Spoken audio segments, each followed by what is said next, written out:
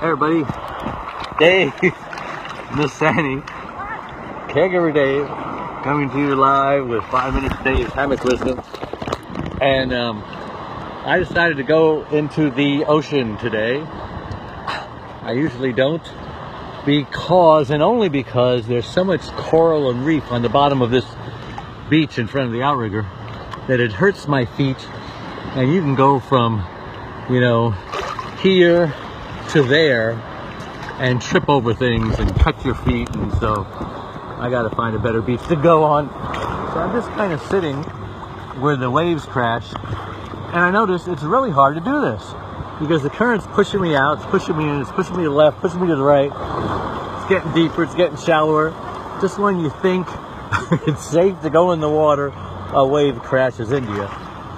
So that got me thinking that life is kind of like that, you know? You just want to go through life on a nice even keel.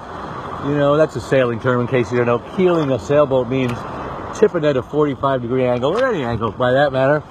And it's always fun when I take people sailing who've never been on a sailboat before, and then the wind, you know, is really strong and we start tipping or keeling. They just freak out. They say, oh my God, can this boat sink? Are we going to capsize? I say, no, it's perfectly normal, because in the bottom of the sailboat is what's called a keel, a very, very heavy weight, usually made out of lead, and it brings the boat back, because the more gravity tips the boat, that keel comes up and gravity pushes it back down. So theoretically, it's impossible for a boat to keel over. Theoretically, that is, because anything is possible. But like I said, we want to go through life on an even keel. And that's what that means. Just smooth sailing, you know? No big waves, no storms. But as you know, life is not usually that way.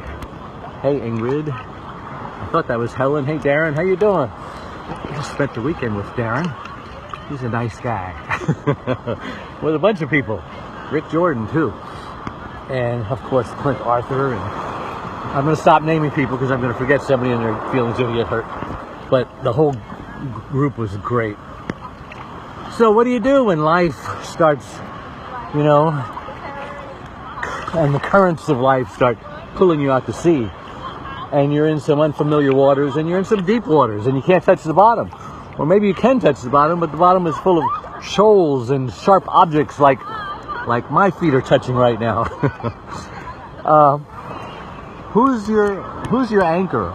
You know, who do you have faith in to believe that no matter what happens, everything's gonna be okay? I've been in a few storms in my sailboat, and the crew during a storm usually looks to the captain for safety, because they believe, well, you know, the captain's been out here before. This isn't his first storm. It's not his first rodeo, and he's going to get us through. And even though I'm kind of scared, and I wonder if we're ever going to see land again, I'm putting my faith in him. That's what my wife did when we were dating.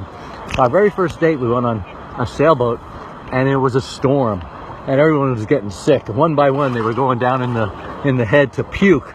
You know, and it was her turn. I was just looking at her. She was shaking and shivering. It was cold, and she was green. And I said, oh my God, she's never going to want to date me again. But you know what?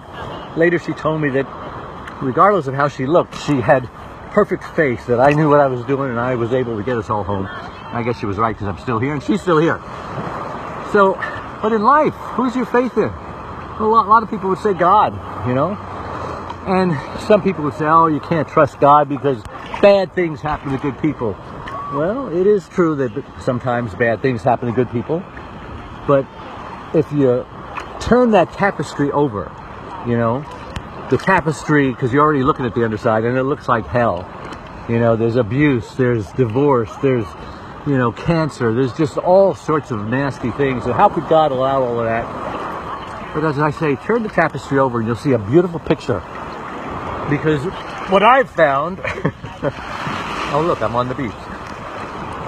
Not where I want to be. What I have found is that if you give life enough time, all that bad stuff will eventually turn to good, somehow.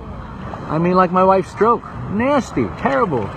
My financial meltdown in 2008. Almost bankrupt. Losing my house, losing my business. You know, and just 10 years later, 22 years later on the stroke, I'm happy, I'm fine, I'm peaceful. We're happy together. Now, it doesn't always turn out that way, but sometimes you have to get to the next life before you see your reward. And I know a lot of people have trouble with that, and I know I'm talking about a very controversial topic, but you know what? I can only speak from what I know. I have peace inside because my peace is in God. Einstein's peace was in God, and he was a pretty smart guy. So think about it. My 5 minutes is up. I'll talk to you later when I figure out this ocean thing. Bye-bye.